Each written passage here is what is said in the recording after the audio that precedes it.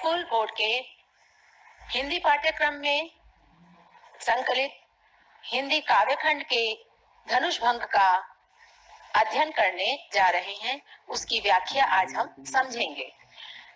यह धनुष भंग श्री रामचरितमानस जो कि संत तुलसीदास जी ने लिखी है, उनके उस रामचरितमानस के बाल कांड से उद्धृत है।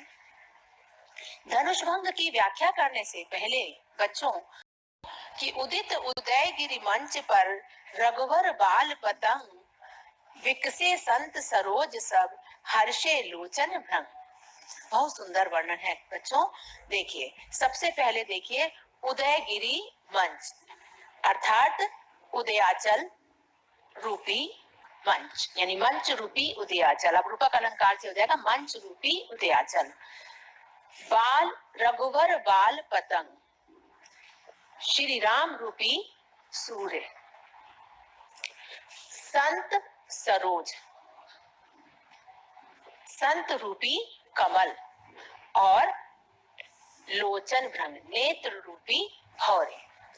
जब प्रभु श्री राम मंच से खड़े हुए उस समय का वर्णन करते हुए तुलसीदास जी कहते हैं कि मंच रूपी उदयाचल पर्वत पर, मंच रूपी उदयाचल पर्वत पर रघुनाथ रूपी बाल सूर्य उदित हुए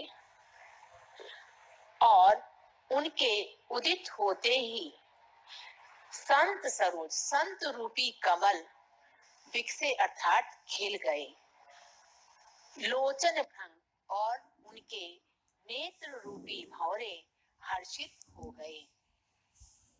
तात्पर्य ये है कि जिस प्रकार सूरज जब उदित होता है तब सरोवरों में कमल खिल जाते हैं, तो प्रभु श्री राम का मंच पर खड़े होना ऐसा लग रहा था मानो उदयाचल पर्वत पर सूर्य उदित हो गया है। और जैसे सूर्य जब उदित होता है तो कमल खिलते हैं, उसी प्रकार उस सभा में विराजमान जो संत थे उनके कमल भी, यानी उनके जो संत सरोज यानी संत रूपी जो कमल थे वो खिल गए, विकसित हो गए। सब हर्षे लोचन भ्रम और उनके नेत्र रूपी भ्रमर भी आनंदित होने लगे। इस कविता के इस दोहे में यह बताया गया है कि जिस प्रकार सूर्य के उदय होने पर कमल खिलते हैं, वैसे ही वहां पर विराजमान जो संत थे वह भी खुश हो गए, प्रसन्न हो गए।